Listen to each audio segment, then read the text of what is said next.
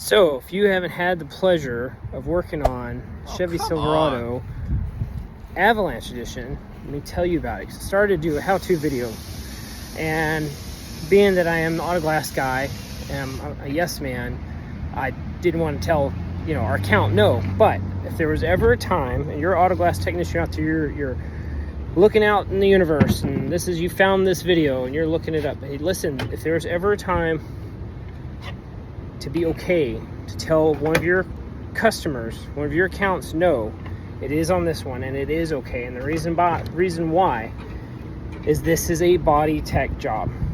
Pulling this spoiler back here on this Avalanche, pulling it to R&I the glass, or even replace the glass. If this is just as good for our team as anybody else, if we have one that comes in that's broken, and one of our team is doing that job, I would say, nope, you're not doing that job. It needs to go to a body shop, and they need to take that fin off. You're going to avoid a lot of liability. You're not going to have something else get damaged. It's a lot of fasteners, a lot of things to take apart.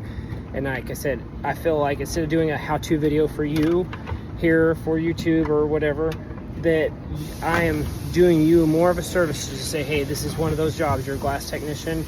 You don't need to pull that. You don't need to pull that Avalanche spoiler. And I'll say it's way too involved to do that. You should just say nope. And if they threaten you and say, hey, we're gonna call a competitor, okay, just tell them, okay, I understand, because if those people are smart, they too will say, hey, this is not us. This is a body tech job.